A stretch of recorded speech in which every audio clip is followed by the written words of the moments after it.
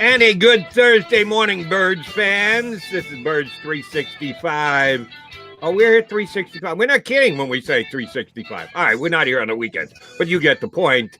All birds, all the time, and we actually have football to talk about. And when I say that, we talk about football every day here on Birds 365, but the ability to watch and evaluate players on a field who will be playing for the Philadelphia Eagles this year.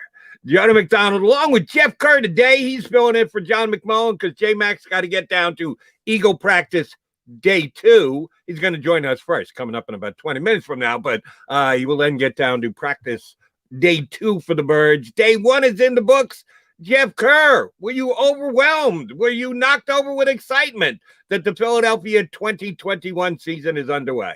I was fired up, and just covering the NFL, it was a very interesting day around the league, and Philadelphia had an interesting day in and of itself. I did not expect Howie Roseman to be pretty much speaking with Nick Sirianni on day 1. I thought that was kind of a surprise and a well-deserved treat for us. Yes, both Nick Sirianni and Howie Roseman made available to the media said some very interesting things. We'll certainly analyze that for you, but they also had practice. They actually got out there on the field and ran some plays and were able to judge some of the Eagle fans. Bunch of players missing, some injuries early on, a couple of COVID guys, and I know this had to pain Nick Sirianni. He had to actually tip his hand as to individuals that he saw as potential starters for the Philadelphia Eagles. Because even in yesterday's media session, Jeff, he still doesn't want to name his starting quarterback. He refuses to name his starting quarterback. He pretty much tipped his hand, and we've been saying this all off season. It's going to be Jalen Hurts, but I'm not sure that Nick Sirianni isn't going a little overboard with this whole competition thing. Yeah, we want him to take the reins, and then when you get asked, is Joe Flacco going to get reps with the ones? Nick Sirianni didn't say it, but he said it. Not really. So it's Jalen Hurts' job, and we all know that. And, I guess wanting him to take the reins, at least from my vantage point, we want to make sure we don't have to trade for somebody. And Jalen Hurts can prove that over these next couple weeks. And if they trade for somebody, I don't think it's going to be immediate. They did ask Jalen Hurts when he spoke to the media about the chatter about Deshaun Watson. He said, "What chatter?" No, don't kid yourself. Jalen knows exactly what chatter we're referring to, but he's not going to let that affect that he is a very focused individual, which is a good thing. I don't know if he had the greatest first day of practice, but that's okay. It's just the first day of practice. Here was the one thing that bothered me yesterday. It was good to see the guys back out there on the field. Zach Ertz is a blonde. Never saw that one coming, but that's okay. We'll get into that. The fact that when he was asked about starting quarterback and ones, Nick Sirianni, with all his enthusiasm, still very much in place, which is what Nick Sirianni is going to be known for, apparently all his enthusiasm, did say, well, we've got Atlanta week 1. So he went all the way to week 1 of the season, meaning I'm not going to name a starter until we get there to week number 1. Well, no, he's not. The Eagles play 3 preseason games. Everybody plays 3 preseason games except the Cowboys and the Steelers because they'll play in the Hall of Fame game, so they get one extra one in. Someone is going to have to start the first preseason game, right, Jeff? Somebody's going to get the nod at quarterback for the first preseason game? Yeah, it's going to be the quarterback whose jersey is ironically number is 1. So that's Jalen Hurts. Change from number 1 to number 2. And then they're going to play a second preseason game. Whoever starts that second preseason game is your starter. There's no way around it. There's no way, unless Joe Flacco starts the second preseason game, which I highly doubt, then he can push this charade of it's an open competition to the third preseason game. You've been covering the league for a while. First 3 games, the starters usually start. The 4th game, the backup plays specifically at a very important position like quarterback. He's probably not going to play at all. You're going to try and get all your work in for the first 3 preseason game, and then you're going to put them in mothballs for the 4th one. I assume now with 3 preseason games, the starters are just going to play the first 2. Now, how much they play in the third could be debated. We're going to have to see how that plays out this year now that we've shrunk the preseason down to 3 games. But whoever starts the first 2 preseason games, and I'm assuming it's going to be the same individual, That's your starter for the season, is it not? No, it is. And from what basically I'm gathering over these 3 preseason games now is you're going to see the starters play more in the first preseason game. It ain't going to be the cup of coffee, 1 or 2 possessions. And then the second game will be like the third preseason game where you kind of get them ready for game reps. And then the starters get like a 3-4 week break. Now, not every team's going to do that, obviously. I'm still wondering what the Los Angeles Rams are going to do because they never play stars in the preseason. Same with the New Orleans Saints. But if you go by what the Indianapolis Colts have done under Frank Reich, he kind of used the Doug Pearson mold. Okay, cup of coffee, first couple series, first preseason game, and then you just kind of build them into it. So if they follow that mold here with Sirianni, you're going to see a lot of the stars that second preseason game, and then you might not see anybody that third preseason game. Maybe a couple guys here or there, like a Josh Sweat or someone like that, to get him some reps. Maybe more Jannard Avery at linebacker, but overall, you're not going to see Jalen Hurts in that third preseason game. And we're just going to assume here because the Eagles have said it, he's the starter without actually saying it. Neither you nor I were there yesterday. We'll have John McMullen joining us in less than 15 minutes because he was down there at camp and will be again today and will be our eyes and our ears. At least from what I read from most people's reports, Jalen Hurts didn't have the best first day. Had some incomplete passes, had some passes defended on him. A couple of the defensive linemen got to him and moved him off the spot a little bit. So I would say the defense got the better of the offense in day number 1 of practice. But that's what I took from it. Again, having not seen the video, that it was the defense ahead of the offense, not necessarily that, Jalen Hurts still looks like he's not ready for a starting assignment in the National Football League, even though his percentage numbers, and that was a big concern all offseason, was his percentage completion from last year wasn't great again today. We can just write it off as day number 1, right? Yeah, and I would love to ask John about this, but this was the text I got yesterday. Up and down, but it's day 1. So that's how I'm kind of viewing it. It's, okay, this is your first day as the de facto starting quarterback. You're trying to take command of the offense, and they did a lot of red zone yesterday, from what I was told. So pretty much what's going to happen is they're installing some stuff. They're still learning an offense. I think he had a nice throw in the back corner of the end zone. John can clarify that for us, that was a touchdown. But he also got picked off yesterday too, the play before that. So he's learning stuff. And yeah, from what I was told, Devonta Smith thought, and actually he said this yesterday, he didn't think he had the best day, Devonta Smith, and he was learning from Darius Slay, which I love that. I love a player who wants to be great and talks about great players. And Devonta Smith, from when I talked to him before the draft, he said, I'm placing high expectations upon myself. I feel like I can be this elite player. And I love that he's talking to a Darius Slay, a Steven Nelson, guys who have been around the league before and have a lot of success and figure out, hey, what do I got to do to beat you so I can beat NFL corners on Sunday? Here's what I liked about the Eagles yesterday, and the key guys, and you're right, Hurts and Devonta Smith are as key as it comes for the Philadelphia Eagles, even though, again, it's practice. We can only tell you what we heard, what we saw, what was told to us about practice yesterday, and it wasn't great for either Hurts or Devonta Smith.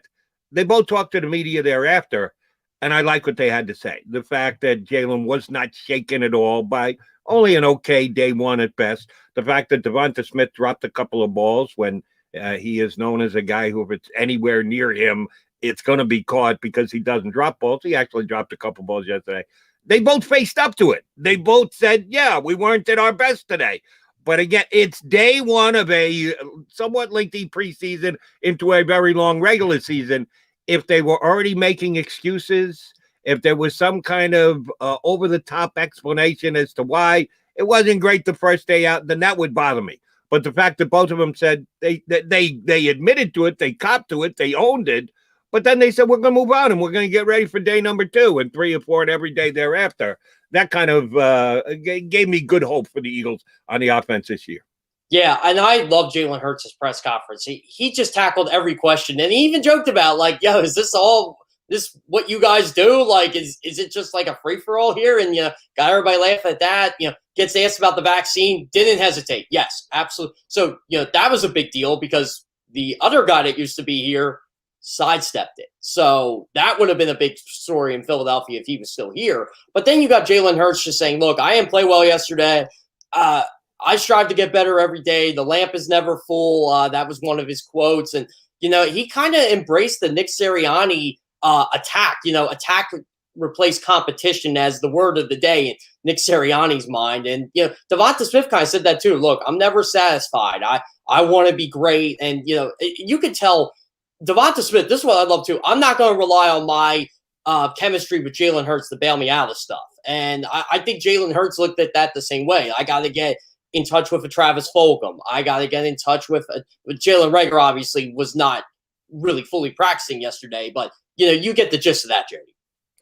The thing that I thought was maybe the most intriguing, and again, day one, we got a lot of practice to get through before we ever get to the regular season and the whole year gets underway. The fact that Zach Ertz was not only there, but Zach Ertz was a complete participant for day number one. Now, a week ago, 2 weeks ago, 3 weeks ago, all off season, is Zach Ertz going to be here? Is Zach Ertz going to be traded? Is Zach Ertz going to be cut? Where is Zach Ertz going to land? Well, he landed right back where he left, and that's South Philadelphia, practicing with the Eagles. All right, with a new dude, that's cool. Didn't recognize him. If he didn't have his number on, I never would have known that it was Zach Ertz, but it ends up that he is not only still here with the Eagles, but at least by judging his participation in day one, and again, this is something we speculated on all last week, would he show? Would he just stay in the locker room? Would they say, check, you can now go back to the hotel? They're not actually going to put him out there in fear of injury. Oh, yeah, they did. They put him out there. He practiced. He made catches. He took quasi-hits. There wasn't really any hitting going on yesterday, but he was a full participant in practice.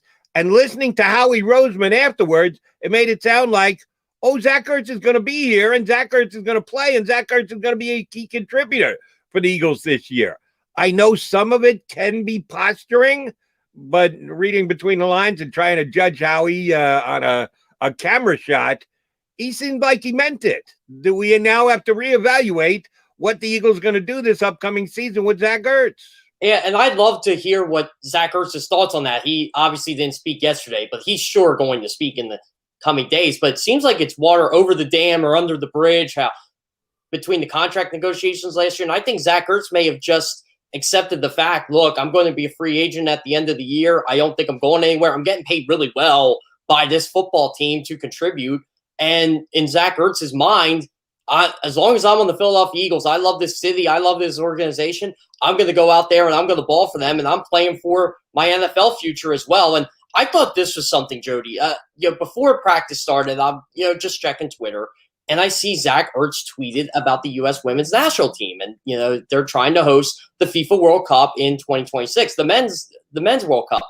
And they had a thing with Julie Ertz and a couple, I think it was Mayor Kenny and a couple things. And Zach Ertz had a comment or two on Twitter. And I'm like, okay, he doesn't have to do this. Like, he can just say, forget Philadelphia. Like, I'm done with this. But no, that was a telling sign to me that, okay, Zach Ertz still cares about this city. He's always going to bleed green, even if he's not here. But to me, before Howie Roseman even spoke, I thought that was a telling sign that, hey, you know what? Zach Ertz may be on this team the entire season.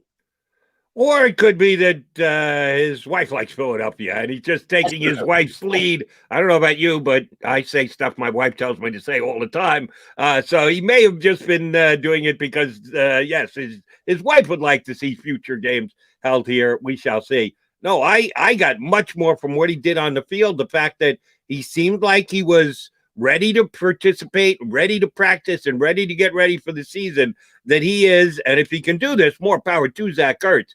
He can put all the other you-know-what out of his mind, that there has been so many conversations and disappointment and no contract extension and speculation by media wonks like you and me.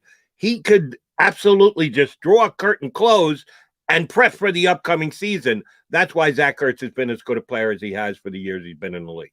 And Howie even said it yesterday. He was embarrassed by last season. We all were embarrassed by last season. And he's got something to prove. And not just to himself, but to the Eagles. I think last year was just so much to deal with between the COVID situation and all the protocols. And then you want to talk contract. And the Eagles basically say, thanks but no thanks. And, Steve Carrick, his agent, is one of the best in the business, especially when it comes to tight ends. He wanted to make sure his client was taken care of. And, Jody, it sucks when you want to play somewhere your entire career, or you want to be with an organization your whole life, even after you're done football, and they pretty much just say, no. I would be upset too. And then you start to wonder, okay, like, what's going to happen to me, and what's going to happen to everything going on? And then your quarterback's struggling, and then you got to deal with that because you're close with him. And just everything just snowballed for him last year. And I just think, I don't want to say he checked out, because that's not Zach Ertz's mentality, but I think it was more of, man, the fire just couldn't get put out. And the only way he could get out of it was that Week 17 game, and the season was over. I've been saying this all off season. I think Zach Ertz has got stuff left in the tank. He had a less than Zach Ertz type season last year.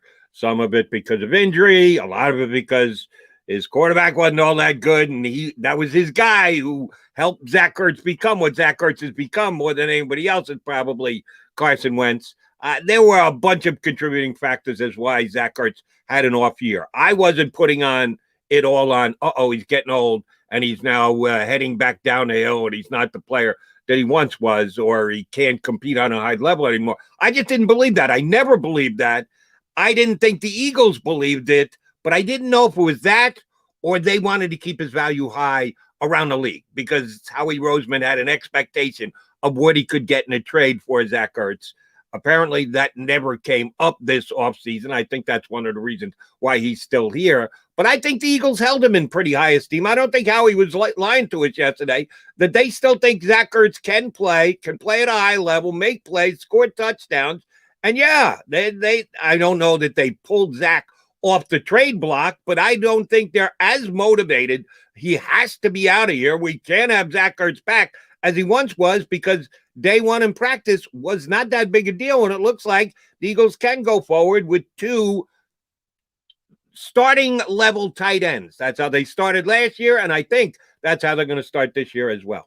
And one thing I really liked about what Nick Sirianni said, look, we'll adjust. And, we were talking yesterday with Barrett about, the 11 personnel, and they're going to run more 3 wide receiver sets. And I even said, in my article, 10 things we think we know about the Eagles. Well, Nick Sirianni kind of put the kibosh on a little bit. Hey, we'll run some 12 personnel if we need to, but we're not afraid to run 11 with both tight ends on the field, or we're not afraid to do this with one tight end or the other. And I think this is the competition he's talking about. Zach Ertz knows that Dallas Goedert is no slouch, and Dallas Goedert is a future tight end of the Eagles, and he's looking to kind of, I don't want to say keep him on the bench, but take some snaps away from him. And I think Zach Ertz is good enough to do that. And, I got really tired of hearing about this offseason from media members, from fans. Zach Ertz isn't good anymore. I'm like, he's 30. He's still good. Like, there are a lot of tight ends that you think they're done when they're 30, 31, 32.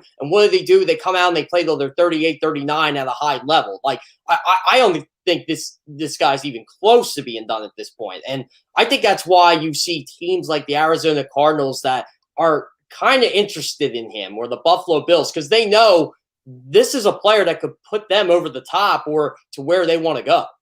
Well, then the Arizona Cardinals and the Buffalo Bills might very well have already missed out, because if they were trying to get him for 40 cents on the dollar, Howie Roseman wasn't selling, they didn't end up buying. And I think Zach Ertz is going to have a good year, be it here in Philadelphia or somewhere else. But if it is somewhere else, I tip my hat to Howie that he held firm on what he thought he should get in exchange for Zach Ertz. And it hasn't happened, and it might not happen. All right, he's Jeff Kerr. I'm Jody McDonald. We your Birds 365 guys. This is going to be different coming up next. John McMullen going to join as a guest here on Birds 365. I get scared sometimes. Of a lot of things. Joining in. Decisions. The dark. The dark. But I once heard someone say, But as I always say, it's okay to be afraid. As long as you face the fear. And keep moving forward. Wherever you are in life, count on the name trusted in insurance for over 80 years. Independence Blue Cross. The savoring taste of a good bag of beef jerky is so enjoyable at any time of the day, as long as you can find it. Here's what we suggest. Pure Bull Beef Jerky is our answer, and soon it will be yours. Locally produced in the Philadelphia region, this high-quality, healthy protein snack is easy to secure. Go to steersnacks.com, and you'll see hot garlic, tropical heat, Pure Bull dry rub, and our favorite, Huck and Fod. What's that? Huck and Fod. Go now to steersnacks.com. Welcome to the Wildwoods, the perfect place where you can safely do everything or nothing at all. Catch a wave, take a nap, go for a drive, grab a bite. It's your vacation, and we're doing everything we can to make it a safe one. The Wildwoods. Your vacation, your way. The International Brotherhood of Electrical Workers, Local Union 98, is a proud sponsor of The Labor Show with J. Doc and Krause every Saturday night from 6 till 8 p.m. IBEW Local 98's highly trained and superbly skilled electricians are the best in the business, setting the highest safety standards in the electrical industry. So when you're planning your next industrial, commercial, or residential project, choose an IBEW Local 98 union contractor. Learn more at ibew98.org.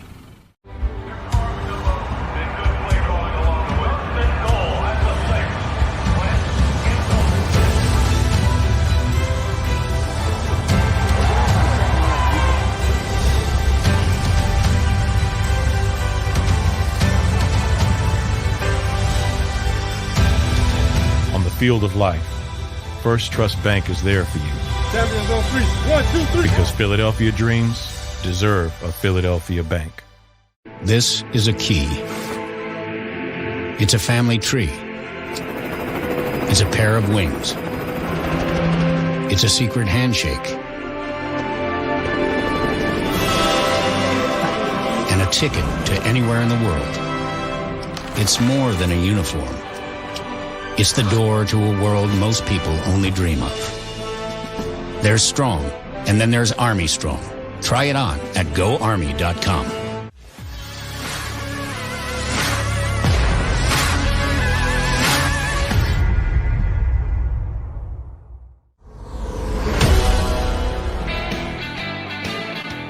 Birds 365 guys. Oh, we got a trio today. Jonah McDonald, along with my co-host, Jeff Kerr, joined by our first guest of the day, a familiar face. He's frozen in time. He's ready to break down day one of Eagle practice with us, John McMullen. J-Mac, how was practice day one? Was energetic. Yeah, kind of probably apropos for the Nick Sirianni era. A little bit more active than a typical day one practice in a modern training camp. Are you attacking the day, John? No. I'm attacking my rest, Jeff. Never attack the day. Attack the rest. Yeah, Nick. I think Nick says something in every press conference where people kind of chuckle and hang on to it. And by the way, Howie Roseman chuckles at Nick Sirianni when he does this stuff, when he's up there, which, by the way, that was a surprise. We got to get to that. But, he banged the dais again, got fired up. Yeah, he said, right now they're attacking rest. He's a trip, but none of that matters. Can he coach? Can he not coach? Can he win football games? Can he not win football games? All right, yeah. Well, let's attack what you said we should attack.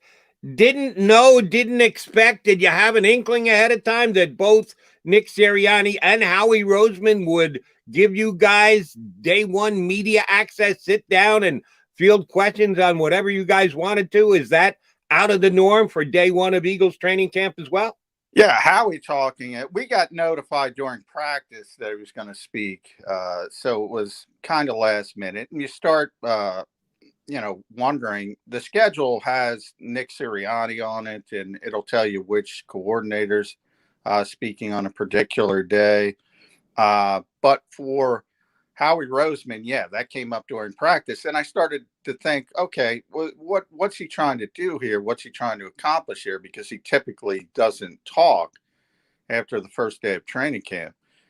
And my first thought was he's going to shut down the Deshaun Watson rumors. He didn't do that, though. No. He didn't do that, which surprised me. And I guess from that standpoint, I guess he wanted to talk about Zach Ertz because it seems as if it's more likely from all the talk. And you know how much we've talked about that, Jody. Yeah, he says he's going to be here more likely than not than week one. We'll see. I still think he might be playing the game of chicken, but if he's here, he's here. And it's going to be interesting because it's got to change the offensive philosophy. I've talked about that a lot. He's just better than any of the third receivers you could potentially project. So that's going to have to shift the offensive thinking a little bit. John, when Howie was talking to Zach Ertz yesterday, it was a good 10, 15 minutes? Like, what do you think those two were congregating about before he came to the podium? Howie's very savvy. He probably wants that visual, probably wants to show people that, hey, we're not at each other's throats, which they never were. I'm not the only one to report that dust up wasn't about his contract. It was originally kind of framed that way. It was about training problems, training methods. The Eagles wanted Zach more under when he was injured or more in the facility working out with the team trainers. He wanted to do some individual stuff. That was what that was about. So I think he's very PR savvy, and I think he was trying to get what he got, and that was a photo op, so to speak. They don't hate each other, something like that. One of the things I was trying to understand yesterday, the coach was talking about, John, maybe you can better explain it. We talk about it all the time here in the show about 12 personnel. To me, 12 personnel just means 2 tight ends on the field. Is 12 personnel 2 tight ends tight to the line? Because I think at one point Sirianni said we could play 2 tight ends and 11 personnel. So they're just going to split Zach Ertz out and pretend that he's a wide receiver? Yeah, there's going to need to be adjusting to this offense, and I'm not completely unsure exactly what that adjusting is going to look like. No, you're right, Jody. And personnel groupings are kind of goofy in that matter. Yeah, 12 personnel means 2 tight ends are on the field. It doesn't mean they're in line. If there's 2 tight ends on the field, they're labeled as tight ends. It's just a labeling system. So he could be playing on a particular play, and maybe the best example of this will be, Pitts when he gets going with the Falcons is, okay, you're going to label him a tight end, but he's really an X receiver or flex receiver or wherever he's going to be playing. So it is overrated when people talk about personnel groupings because you use guys in a different way. They had this 21 speed formation that he mentioned. Everybody got onto that with 2 running backs on the field, Miles Sanders and Kenny Gainwell. And, okay, it starts there and maybe Gainwell splits out in motion and is playing receiver. So it is just a labeling system to tell you what kind of personnel is on the field. Coaches use it basically just to try to match up better. So a defensive coach understands there's 2 running backs on the field. You have that extra running threat if they try to throw a bubble screen or something like that. You're trying to make your defense aware. But, if your tight end is a better receiver than your third receiver, who cares what the label is? And so Nick is right in that aspect of it. John, everybody wants to talk about Jalen Hurts going 5 of 14 or 5 of 15 or whatever he was yesterday. But from your vantage point, did you see Jalen Hurts improve as the practice session was going? It's day one. I'm not going to kill him. 5 of 15 is bad. That's how I had it. I saw 5 of 14. But what does it matter? 5 of 14, 5 of 15. I will say there's a couple contextual points to that. One, they were doing everything in the red zone. So everything is close quarters. Everything is tight. It becomes more difficult to throw the ball into tight spaces. And they did that. And I asked Nick, I said, why so much red zone on day one? And he said it's the recommendation of the trainers and the medical staff. They don't want guys airing out, running 60 yards and getting soft tissue injuries on day one. So they kept everything in close quarters, which makes some sense if you think about it. But that makes it more difficult for the offense. Like, my game ball of the day went to Darius Slay, who completely, and I mean completely, shut down Devontae Smith. Just locked him down, was welcome to the NFL moment, but he doesn't have to worry about him going by him. He doesn't have to worry about space on the field. Everything is, and he's a savvy player who's been around for a long time. So he knows how to use the back of the end zone. He knows how to use the sidelines, especially against a young receiver. So if you're looking at one day, you say, wow, Darius Slay looks like the best corner in football. Devontae Smith isn't what he's cracked up to be. But you got to add that context into it. And, when they get to a more normal practice setting, it's going to be more difficult to handle a player like Devontae Smith. And that day, we're probably going to be talking about him beating up on Darius Slay. That's sort of how training camp goes. All right. So if everything they ran today was 10 yards in, 15 yards in, practice day 2, what are they going to do? Back up to the 25? Give them a little bit more leeway so we can see if some of these offensive weapons work, put a little bit more of a test to the defensive players? The coach didn't fill you in on the progression of using the entire field, did he? No, he didn't. It is interesting, though, because they do give more power these days to the medical staffs and the training staffs. And, the coaches kind of have to listen to their recommendations on what guys can do, what guys can't do. It's just a different time, and you got to get used to it. And I thought, by the way, it was a real positive step for Nick Sirianni as a coach because, okay, he's put under these limitations.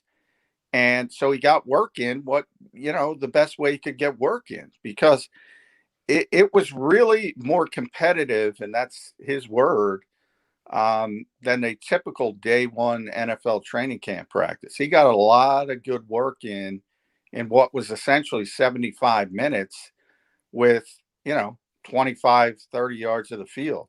I thought it was a positive sign that he adapted and was able to take advantage of the limitations to get some good work in. Now, John, we get John McMullen speaking today. And one thing I wanted to touch up on was Fletcher Cox saying they were doing like a 3-4 zone and he was kind of in the middle there. Do you want to further explain that? Yeah, I mean, there were a couple times where you saw sort of a 3-4 sort of, I don't even want to call it a traditional 3-4. To me, it looked more like an amoeba type of thing. And I think that's maybe what you'll see a little bit more when we talk about the stand-up rushers and the A-gaps and the overload blitzes that Mike Zimmer likes to do. I don't think you're going to see too much traditional 3-4. And if you do, you're damn well not going to see Fletcher Cox playing nose tackle. So I don't think it was, if anyone reported that, I don't know if they did, I don't think it was a traditional 3-4 when you got the big 330-pound guys supposed to occupy 2 blockers. I think it was more of a sort of the kickoff point to getting those stand-up rushers in there and getting, the quarterback, the opposing quarterback, to say, okay, who's coming? Who's dropping? I think that's what they're starting to pull out. And Fletcher said, we asked him, what's the difference between this and the prior defense? And he's like, I just do what I do. And he said he's always playing 3 techniques, so he's happy. J-Mac, yesterday with the quote-unquote ones, which, again, the head coach wants to stay away from describing or letting us do too much analysis as best he can. Davion Taylor, Kayvon Wallace, both starting in yesterday's scrimmage action, last year's high draft picks or medium high draft picks, who I've asked almost every guest we've had on the show over the last week or so, if one of these 2 guys is actually going to contribute, which one is it going to be? Well, they both were starting yesterday. What do we read into that? That they both progressed nicely from year 1 to year 2, that, there's a couple injury issues, so that's why they were with the starters? Or Yeah, Howie Roseman is already dictating who the starters for this football team are. Yeah, I think they're listening to Birds 365. I told him to throw, hey, you drafted Davion Taylor, throw him in the deep end of the pool. If you can't play, you can't play. But, again, I bring up Gannon's history, and he wants athletic linebackers. Everywhere he's been, he's got athletic linebackers. Well, you don't have that here. But he's athletic. I don't know if he can play a lick because we didn't get to see him last year. He's obviously very raw. Now, the only reason he started was Alex Singleton was on the COVID list. So that's why he was in with the first team with Eric Wilson. Same with Kayvon Wallace. He was in the first team because Rodney McLeod starts on the PUP list, but which is no surprise either. So both are sort of that second tier. If a starter goes down, if a starter's not available, they'd be next up.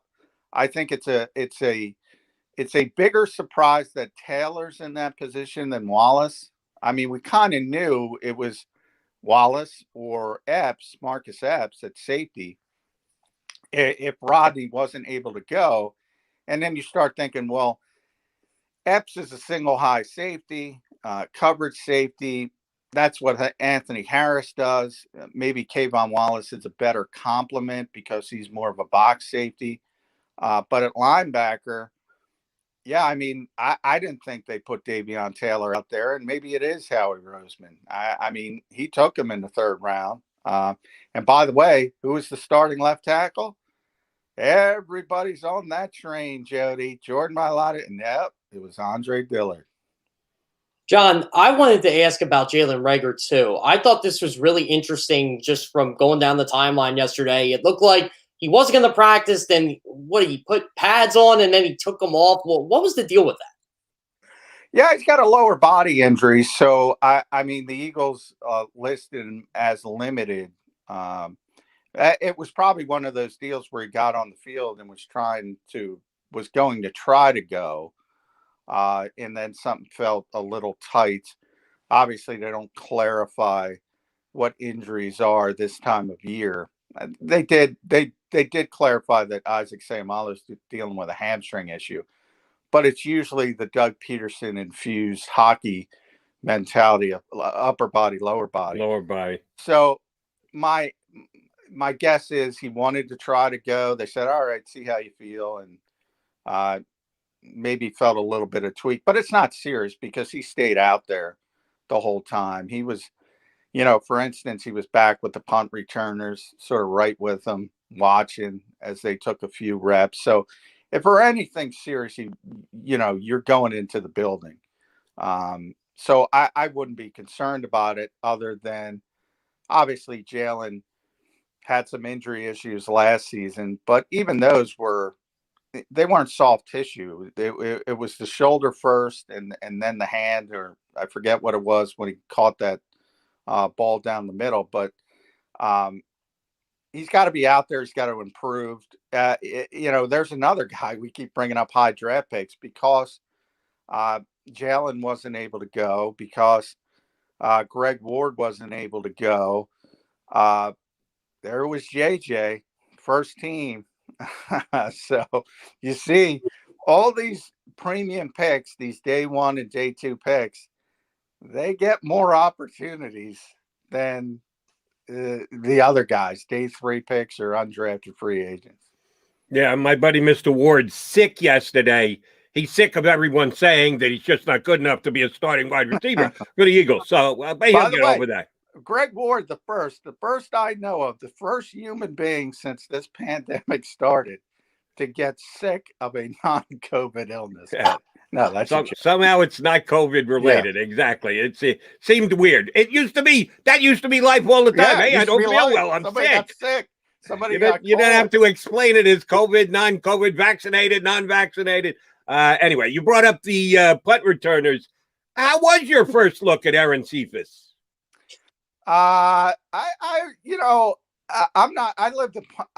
the punting to Jimmy Kempski. He's a good punt. He's my buddy from the Philly Voice. He's the punt guy.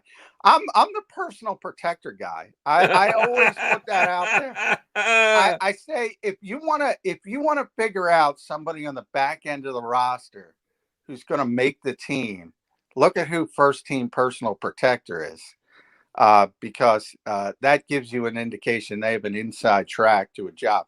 Doesn't mean they're going to carry. Elijah Riley did it yesterday. So for those of you in roster pools, now the problem there is Andrew Adams, who's, a player probably people don't realize, signed as a free agent from Tampa Bay. He was not available yesterday. So he might throw a sort of a monkey wrench into that. But I'm the personal protector guy. So it was Elijah Riley and Anthony Harris was the second team personal protector. And they always have a veteran on the second team. So a little inside roster tip for you. John, going around the NFC East, just from covering the NFL, the Giants had an eventful day yesterday. Washington's had an eventful week with the whole vaccination and Ron Rivera making this plea. How nice was it going to Eagles camp knowing there wasn't really any drama on day one? Oh, this is the Philadelphia Eagles, Jeff. There's always drama. I mean, like I said, when the GM steps to the podium on day one, you're like, what the hell is going on? There's always drama. And again, he didn't shut down the Sean Watson stuff, and he was given an opportunity. So I thought that was interesting. And of course, they refused to name Jalen Hurts the starter. Although he takes every first team rep, they recognize that. They say, well, Joe's not going to take first team rep. So why isn't he the starter? Well, there's only one reason he's not the starter. If nobody else in camp is taking first team reps and he's not the starter, well, that means somebody from outside the organization might be the starter. I thought Howie was talking to shut that stuff down, and he did anything but. John, one more position I want to get out of you before you. I know you got to head to Eagles practice day 2. Because they were playing on a somewhat shrunken field, doing everything in the quote unquote red zone. And they'll stretch it out over time over here, over the first week, over the entire preseason. Anybody flash from the running back crew? Did anybody stand out? Or was that an area where you thought, well, the defense has got an advantage again because they're playing on a short field? The back of the end zone is lending a helping hand. Anybody in the running back group either shine for you or throw a red flag up for you day one? I think there were, the two big plays from a defensive perspective other than Darius Slay were one interception, one strip, and they both came from running backs, Kenny Gainwell, the rookie, and Adrian Killins, who's, an interesting guy because he's so fast and he's been playing receiver a lot. So he's been sort of a hybrid. And, ball security tends to be an issue with younger players when they see NFL players and NFL defenses. So I don't know. To me, and I'm going to write about this at some point. If you remember, Jeff and Jody, you both might remember when Donnell Pumphrey was drafted. The Eagles broke out this, at the time, Doug Peterson called it 21 Pony with Darren Sproles. And everybody was like, wow, look at these two in the backfield with no pads on. And then the pads came on and they said, oh, somebody's going to block somebody. and they just quickly junked it. And now everybody's talking about 21 speed with Miles Sanders and Kenny Gainwell. I don't know. We'll see if it works out, but I think it's got a long way to go. With the running backs, it's tough because they're sort of like offensive linemen. They tend to shine when the pads come on. The few times the pads come on, I will say Jordan Howard probably looked the best outside of Miles. I don't know if that's necessarily a good thing. But he's a veteran player. Maybe he's got some gas left in the tank. I think people forget how well he was playing before he got hurt here, and then Miles kind of seized the job late in his rookie season. He had taken over as the starter. for Miles Sanders as a rookie. And then he got hurt, and he was playing really well at the time. So maybe it is positive. John, go ahead, John. Go ahead, John. Yeah. One last thing. How did Brandon Brooks and Lane Johnson look yesterday? I know last year, obviously, Lane was hampered by the ankle injury and all that, and Brandon just couldn't take the field. Yeah, I mean, even Howie brought that up on, he just brought it up on his own, and the fact that they think the strength of this team, and they're right, is the offensive line. I mean, that group, there's no questions about that group other than injuries, which are real questions. When you have aging players who have injury histories, it doesn't tend to go in the opposite direction. But if those guys are out there, I mean, yeah, that's the best right side in football. And it's probably not close. And then Isaac Seumalo is probably one of the more underrated players. And I think left tackle is going to be fine. I think it's going to be Andre Dillard, but we'll see. Even if it's Jordan Mailata, I think it's going to be fine either way. And they have depth. So they think that's the strength of their team, and they're probably right. All right, John, last thing, maybe the most important thing. What was yesterday's attire, and are you changing today? I wore my I don't know what to call it anymore, but I wore it for you. So everybody got to see it, and everybody remarked, because a couple people heard, and yeah, everybody remarked that that's light. That's really, really, it is the lightest thing I own, Jody McDonald. Lightest thing I own. So I broke it out for you, so you'll be able to ask some guys who are practice. Yeah, it got rave reviews. Glad you were lightly constituted yesterday. Not going to be as hot today, so you're going full out parka, or what are you doing to protect yourself from the sun? I'm going to wear the scarf, the hats, the wool hats, and the parka. You're not a bucket hat guy, John. No, I'm not a bucket hat guy. That's my buddy Ed Kratz. He's a bucket hat guy. Bob Groats is a bucket hat guy. No, I'm just a typical cap guy like Jody wears. I generally rotate my Super Bowl hats during training camp. Very nice. Let us turn back the clock. Don't know if it's going to happen this year for the Eagles, but hey, second day of camp, you can dream the dream.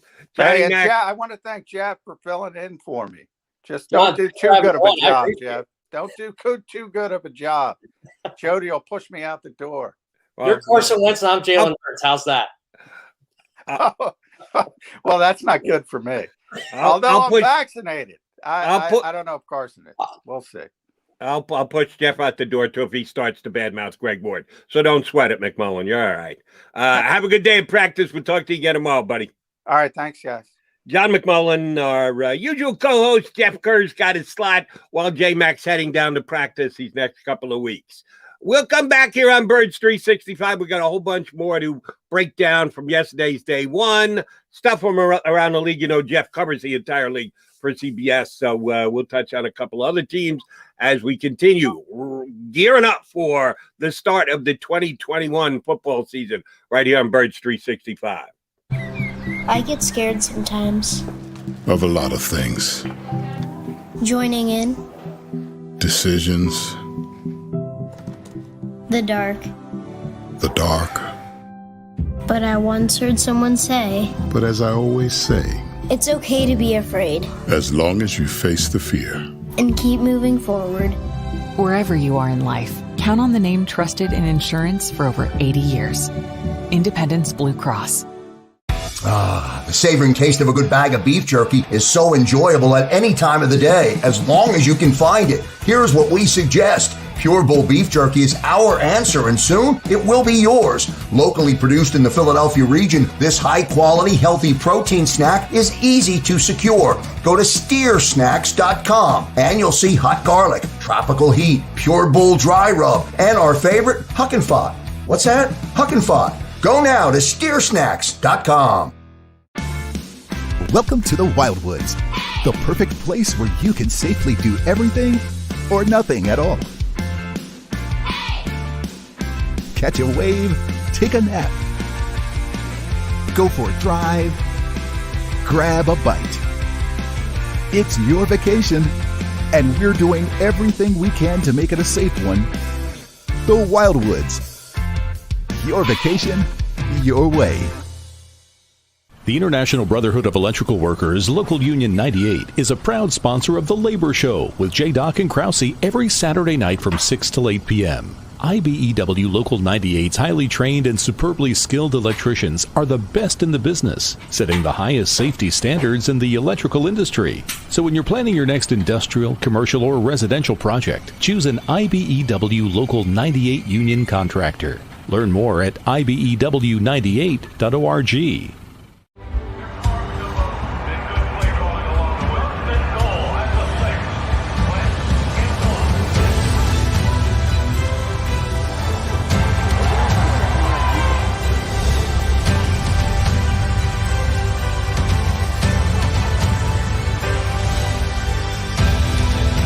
Field of life, First Trust Bank is there for you. Champions on three. 1, 2, 3. Because Philadelphia dreams deserve a Philadelphia bank. This is a key. It's a family tree. It's a pair of wings. It's a secret handshake. And a ticket to anywhere in the world. It's more than a uniform. It's the door to a world most people only dream of. There's Strong, and then there's Army Strong. Try it on at GoArmy.com.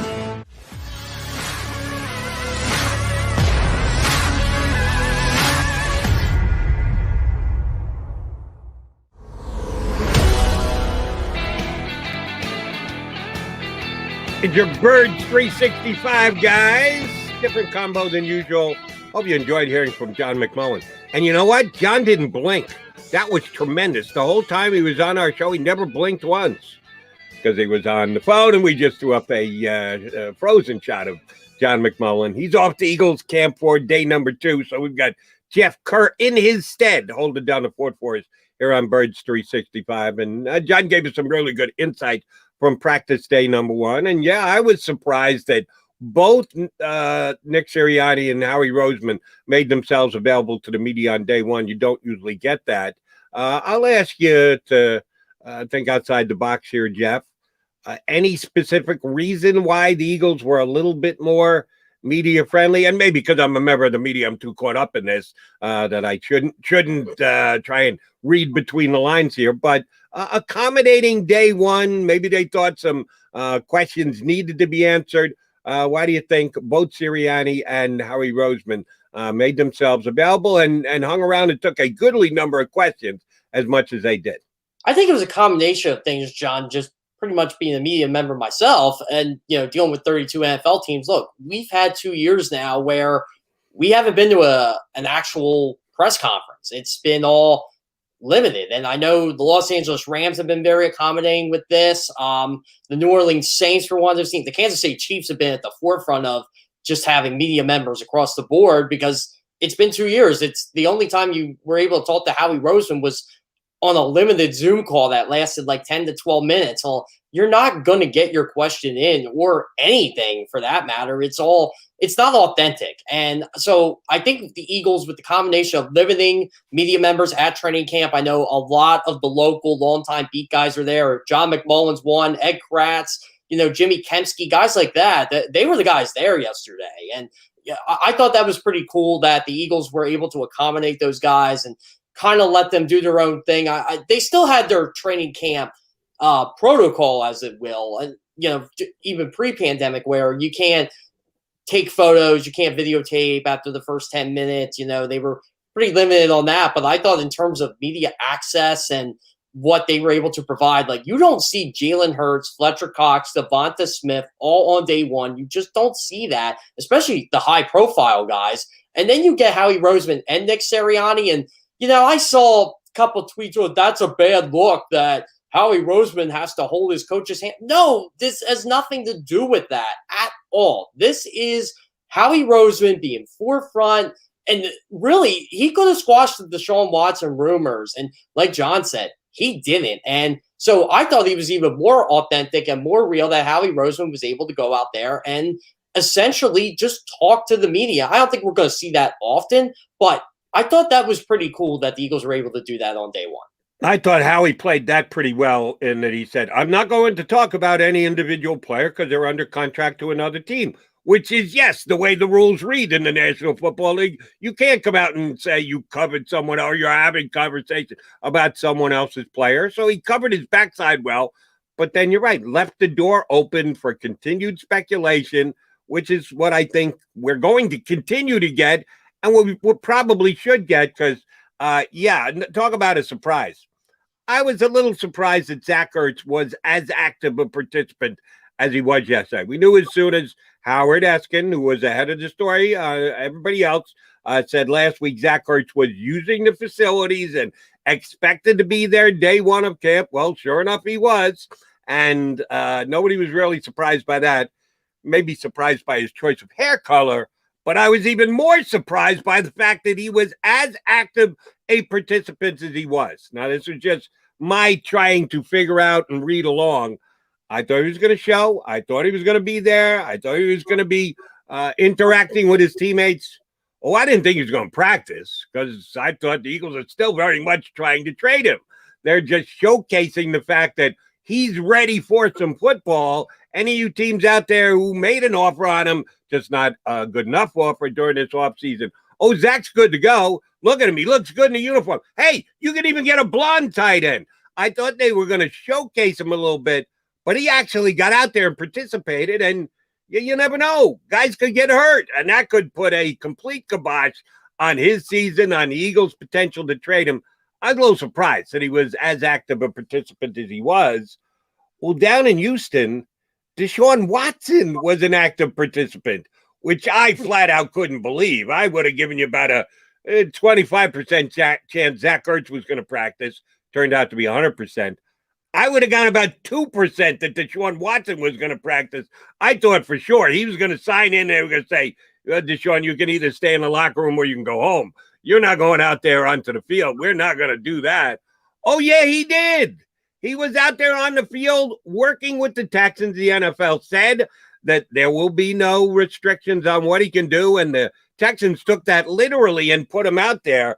Were you as surprised by me when you saw a video of Deshaun Watson on the practice field for the Texans yesterday? So when the Eagles are having their press conferences, I'm getting a bunch of texts from Texans writers saying, Deshaun Watson's out here. I'm like, what are you talking about? And they're like, well, they went into the bubble to start practice. They're like the Eagles at the NovaCare complex. They have a bubble too. And he wore a sweatshirt, and then when he came out, the hood was over his head, but then he put the pads on, and then I think the Texans were like, okay, they all know you're practicing. Like, we all have to do this now. And he went out, and it was a full practice for him, and David Culley did not hide that at his news conference. He goes, he's here, and he's our quarterback until he's not, pretty much, paraphrasing what he said. And, I kind of felt bad for David Culley. He had to answer all these questions about Deshaun Watson and what if this happens and what if that happens. And for a first-year head coach, you can tell David Culley's been around the league for a long time, especially with the Eagles. He handled it really, really well. I was impressed by just everything that was going on. And, they were asking about Tyrod Taylor. They were asking about Davis Mills. And he goes, Deshaun Watson's here. And as long as Deshaun Watson's here, he's my quarterback. Yeah, that was not the fact that he would rank Deshaun Watson number one on his depth chart. That would be pretty obvious, yes. But just the fact that he's there and he's participating, I thought it was pretty well documented that Deshaun Watson wanted no part of being a Texan. Maybe he's just trying to do whatever he needs to do to put himself in the best position to be traded and get out of there ASAP, which is, I guess, somewhat understandable. But again, maybe I'm a negative Nelly. Maybe I'm a Debbie Downer. Isn't there a chance that someone could get hurt? I'm sure that at some point, everyone told everyone they shouldn't have to tell anybody. But listen, there's a reason why the quarterback is wearing that colored jersey. Don't you dare touch him. There is no physicality in this practice. You get there, but you stop on a dime before you get there. He could. How many non-contact injuries have we seen? Torn ACLs, MCLs, guys just taking a bad step, and there goes the knee. Why would the Texans do that with Deshaun Watson? See, that's the thing. Deshaun Watson has done this before his rookie year in the November practice.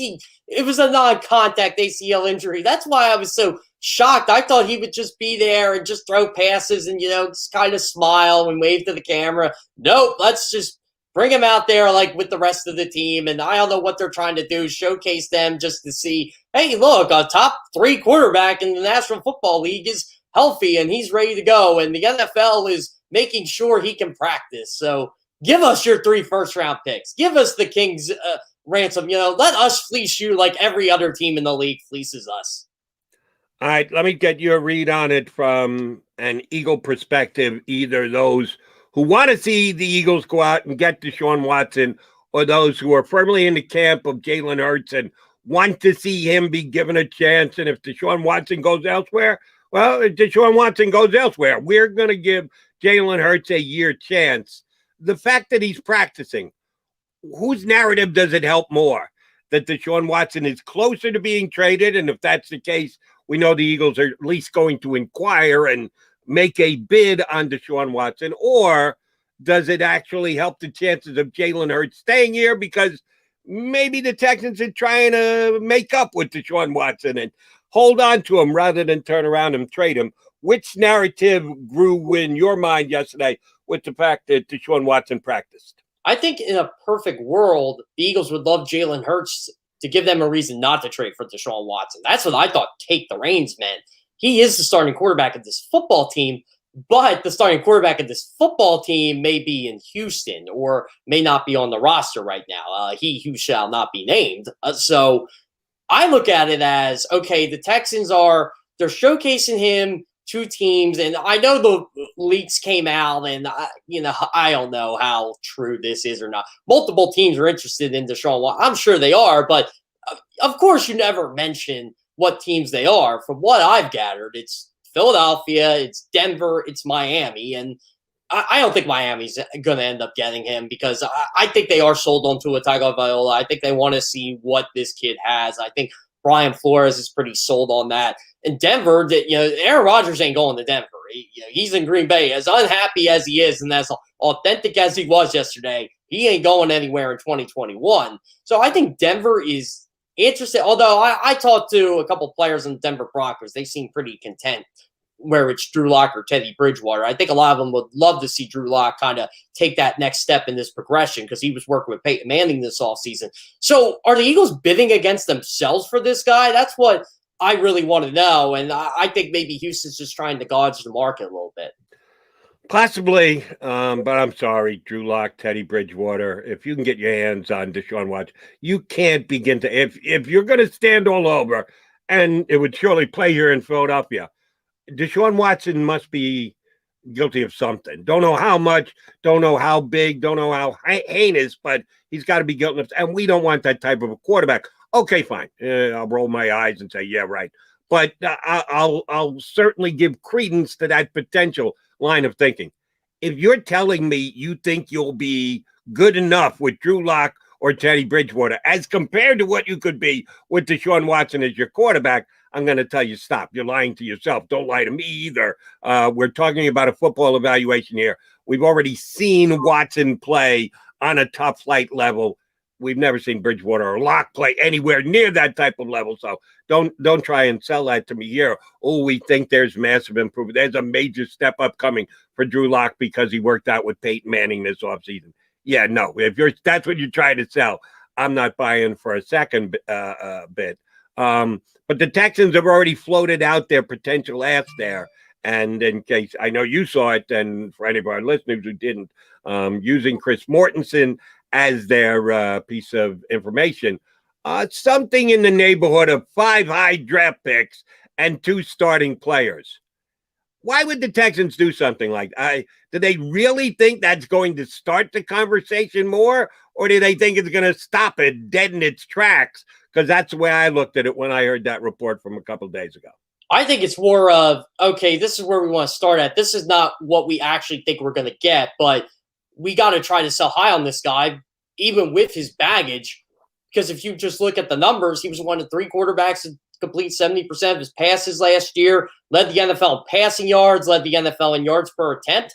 Oh, and by the way, he's 25 years old. He is a top 3 quarterback in this league. If it wasn't for him, I don't think the Houston Texans win a game last year. That's how bad I think the Texans are without him. And he was able to play that well despite having the worst running game in the league. And I truly admit that. Like, David Johnson was okay, but that offensive line was not a good run-blocking offensive line. Deshaun Watson was running for his life. He would have gotten sacked the most in the league, again, if it wasn't for the Eagles and their banged-up offensive line. So I think what the Texans are doing is, look, we got to recoup the last 2 drafts where we did not have a first or a second-round pick. So we're going to ask for the moon here, and I think they know a team like the Eagles, we know they got 2 first-round picks, and they got one of them from the Dolphins.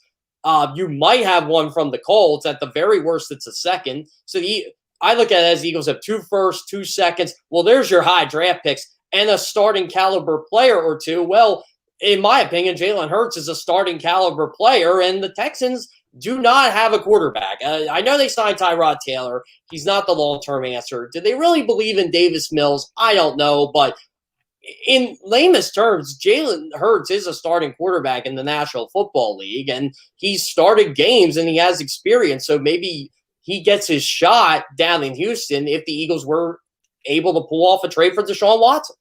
He is Jeff Kerr. I'm Jody McDowell with your Birds 365 guys. John McMullen heading off to Eagles camp, day number 2. He was on with us, hour number 1. We'll continue the Eagles conversation, but we'll also go across the National Football League. We've already talked about Deshaun Watson. There's another quarterback who grabbed a couple headlines this offseason, in case you missed it up in Green Bay. Aaron Rodgers showed up in camp. Looks like he needs a haircut, but was ready to answer questions and put forth his side of the story as to why this was as tumultuous an offseason for the Green Bay quarterback as it was. I'll talk about with that and more with my buddy Jeff Kerr here on Birds 365 when we come right back.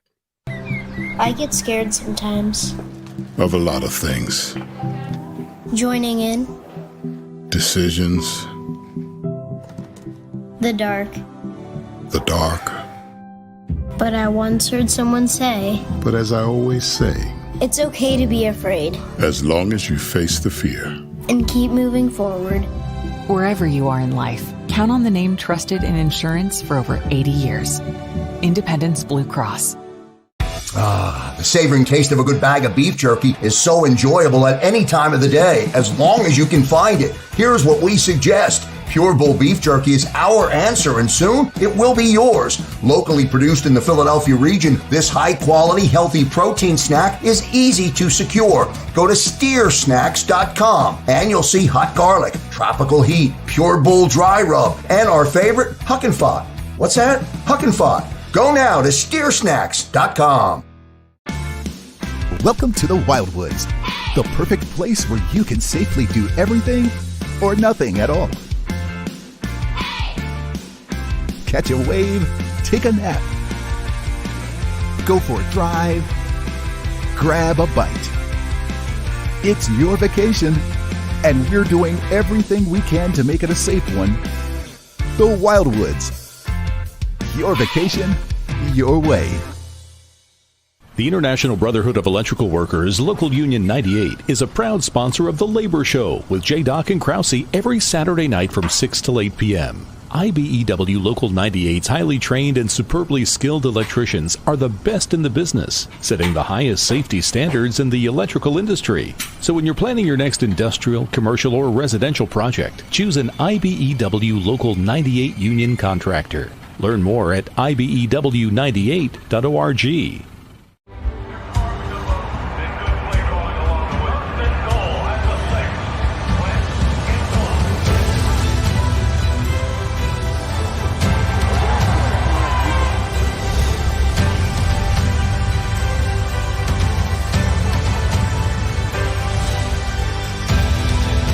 Field of life, First Trust Bank is there for you. Champions on 3.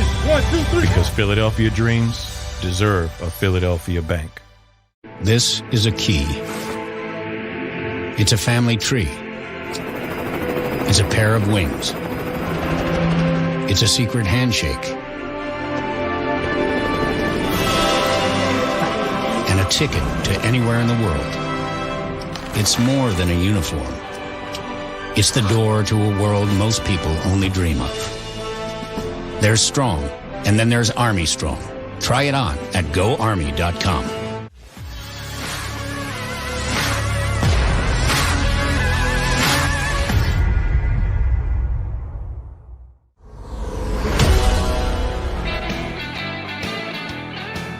It's the Mac and Mac guys. Oh, we're down a Mac. Yes, we are, and we're not. John McMullen was on with us earlier as the guest for hour number one here on Birds 365. He's heading off to day 2 of Eagles camp. We've got Jeff Kerr from CBSSports.com in his stead, here with you for another 50 minutes on a day leading up to the second day of Eagles training camp. We've already talked plenty Birds, but while we've got Jeff on the show with us who covers the entire National Football League, I didn't want to touch down on a couple other situations around the NFL, including one in Green Bay, where Aaron Rodgers showed up for their first practice. Apparently his agent and I don't know how much Rodgers participated. I guarantee you he was kept in the loop on absolutely everything, but I don't know how much he was in on the sit-down that ironed out all the issues that the Green Bay Packers had. Well, Aaron yesterday stepped up to in front of the media, and he filled in any blanks that people may have had about why he did what he did and what he's going to do going forward. I got to tell you, Jeff, I was pretty impressed. Talk about a guy who flexed his muscles for his abilities within the organization. Aaron Rodgers kind of told everybody yesterday why he is as much a power broker with the Green Bay Packers as there is in the entire organization. So if you were any media member who was there, or basically at any press conference ever, Aaron Rodgers gave you the dream, because you always think you're going to get the hearsay and, yeah, this and this and this, and they deny it. Nope, not Aaron Rodgers. No, the only reason people come to Green Bay is because I'm here. They definitely don't come for the weather. My favorite of the whole press conference was, I played for the Packers, the fans. That was my favorite part of the whole thing. He did not hold back. Aaron Rodgers is meant to be on TV when he's done playing football, doing something, whether it's hosting Jeopardy or being a color commentator in the booth. We need more of Aaron Rodgers in our lives after yesterday. I would tend to agree. And at least the way that it's being reported, Aaron Rodgers will be with the Packers this year. They redid his contract so that the last year, which was going to be next year, is no longer existent. He's guaranteed to become a free agent at the end of this year, but he didn't lose out on any money. They just kind of gave it to him so as he would show up from camp rather than hold out. Oh, while they were at it, they went out and reacquired his favorite wide receiver, even though his game seems to be going backwards. Only cost them a 6th-round pick, and they're not paying his entire salary. But Aaron Rodgers is dictating personnel moves with the Green Bay Packers too. So again, yes, he's flexing his muscles up there in Green Bay. If you're one of the other 31 teams in the National Football League and you saw Aaron Rodgers speak the way he spoke and flex his muscles the way he flexed his muscles, does that give you any pause for next year that, do we really want to take this? We know how good a football player he is, but if you're the general manager of that football team and you're going, well, wait a minute, he's now going to tell me how to do my job going forward.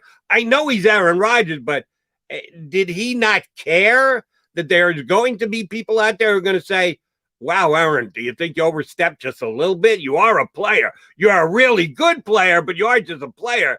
And you're talking as if you should have an ownership stake in the team you're coming to. Do you think he hurt his free agent status at all? I don't think he did. I honestly, and this is pretty much what I gathered, and Aaron Rodgers kind of confirmed this yesterday. All he wanted was to be asked on the most minuscule of decisions possible, like which players they were going to cut. And I don't even think he wanted to make the final decision, just, hey, Aaron, what do you think about this? Or, Aaron, what do you think about that? And I know there's an organization that does this with a certain quarterback, and that's the Kansas City Chiefs with Patrick Mahomes. They inform him of stuff they're going to do, and Mahomes is so easygoing he's like, yeah, I like that, and the communication has been key. And the Packers' way of communicating with Aaron Rodgers is, you're an employee of our shareholders. You are an employee of our organization. We have won without you before. And really, I think it's more of the Packers saying, we won with Brett Favre. And they seem to forget how bad they were before Brett Favre even walked through those doors, when they got lucky and traded for him. But overall, it just seems like they view Aaron Rodgers as just that, an employee. And I think wherever Aaron Rodgers goes as a free agent, I think he's going to have certain demands. And I'm not saying they're big demands either, but I think he wants to have a say in who he throws to and who blocks for him. And I don't know if Aaron Rodgers is a good GM or not, but I think if you give him a talented roster, which he's going to pick in free agency, I just think he's going to be one of those guys that say, hey, you know what? Don't cut this third string running back because he blocks well, or please don't cut this, or we're going to cut. I'm just going to throw out, say he was on the Eagles. Greg Ward, your boy, please don't cut him. He catches the football. We have value for him. I think that's all Aaron Rodgers really wants out of this whole thing. I don't think he's a problem at all. I just think he's authentic, and I wish more players would be like that. We need an Aaron Rodgers here in Philadelphia. Number one, for the way he can spin the football. And number two, if he's that big a Greg Ward fan, he's going to score points in my book. Here's my one issue with Aaron Rodgers. Do you think Randall Cobb's got anything left in the tank? We know how good he was when he was playing with Aaron several years ago. He left, had a mediocre year with the Dallas Cowboys, had a less than stellar year last year with the Texans, and that's with Deshaun Watson, who we're all singing the praises of and saying, you got to get him because he's a franchise quarterback. He didn't put up great numbers. He is on the other side of 30. Other than their boys, if we're now evaluating Aaron Rodgers' ability to evaluate talent, you like hey, go get Randall Cobb back for me, and the Packers immediately getting it done because, yes, they were in the mode of trying to win back curry favor from Aaron Rodgers. You think Randall Cobb can still play? That's what I'm concerned about, because I watched my fair share of Texans games last year, and let me tell you, Jody, he was not even the number 3 option on that team. It was Brandon Cooks, who had a really good year for them last year. A lot of that had to do with Deshaun Watson, but Brandon Cooks showed he could still play. Will Fuller was really good when he was healthy. But even when Will Fuller got hurt, Keke Coutee was like the guy after that. Like Randall Cobb was just kind of an afterthought in the slot. I mean, he was getting replaced by like guys who signed with the team that I forget the kid's name on Houston. I should know this, but basically he was getting replaced by like guys that were signing off the street and being productive, and he was getting paid a lot of money to basically sit the bench. So I don't know if Randall Cobb was only good because of Aaron Rodgers. I still think he's decent. Like, if Aaron Rodgers wanted Randall Cobb back, I'm sure the Packers are like, yeah, we don't have to give up much, if anything, for this guy. And yeah, we'll absorb his salary for 1 year because you're gone after the year anyway. I think the Packers needed Randall Cobb a little bit more than Aaron Rodgers did, just because Allen Lazard's a nice player, but he's inconsistent. Marquez Valdez-Scantling is a deep threat, but he's inconsistent. I think what Aaron Rodgers wanted was a little bit more consistency at the wide receiver position, not named Devonta Adams. And Randall Cobb kind of provides that check down, dump off guy. And I think that's all he really wanted. And, oh, by the way, the Texans are paying, I believe it's 5 or it's 3 and 5. I forget the breakout. I read it this morning. He's scheduled to make $8 million this year, which Randall Cobb is no longer an $8 million player. But the Texans decided that's what they would be willing to pay him when they signed him as a free agent last year. One's paying 5 and one's paying 3. I forget. I apologize for not remembering.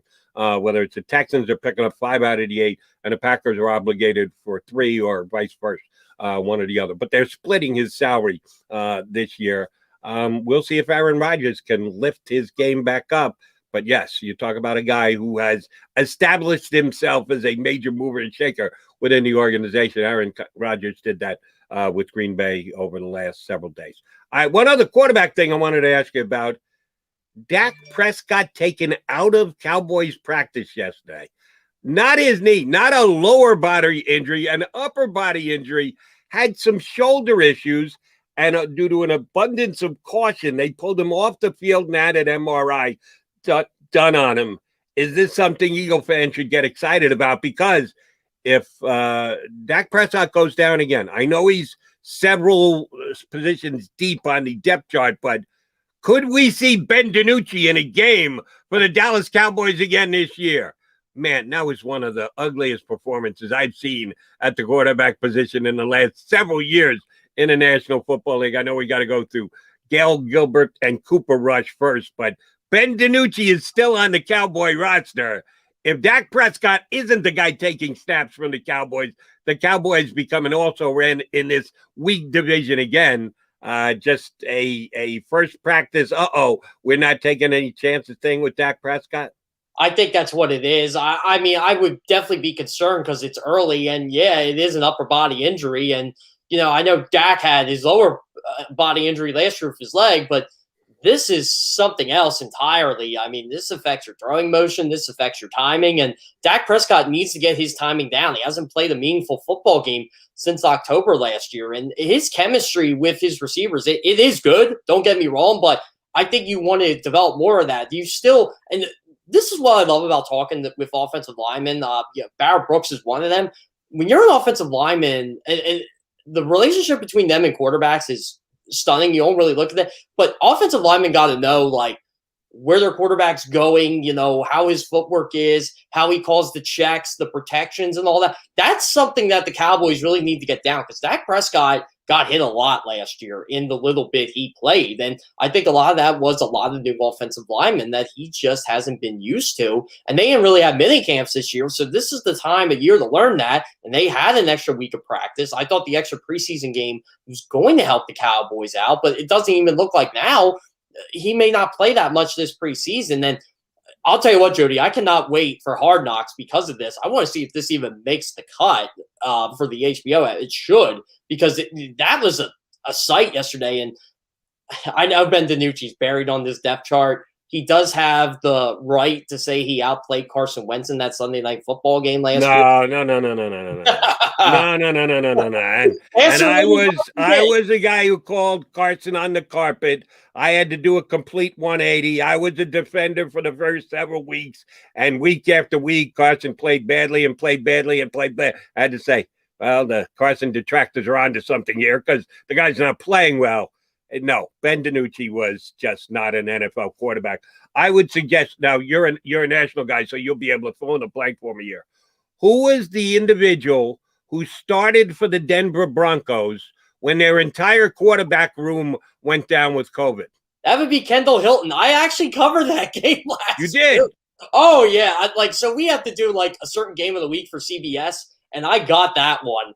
What a performance that was. I was joking with people. I'm like, I wonder if this guy's going to complete a pass. He ended up doing so in the third quarter, but oh my God, it was such a funny moment. Like, Taysom Hill didn't play well at all, but he had 2 touchdown runs because they didn't even try to throw the ball that game. They're just like, you know what, we're just going to go through the motions here. We're just going to beat this team to a pulp. And it was the quickest NFL game I think I ever covered. It was like 2 hours and 30 minutes. Denver was just 3 and out. They got a first. You felt so bad for them. Like, just talking to a couple players on that game, they said, it was just a weird week in general, like everything that happened. And, I asked him, did you guys really feel you could win the game? Well, yeah, obviously we felt we could win the game. And, it wasn't Kendall Hilton's fault. I mean, his fault. The guy, his wristband's in the Pro Football Hall of Fame from that game. It's something we haven't seen in the National Football League since 1965.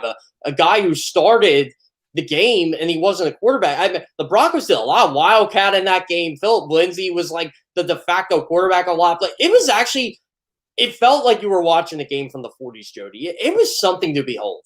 Right. Much like the Eagles, Carson Wentz against Ben DiNucci, Taysom Hill against Kendall Hilton.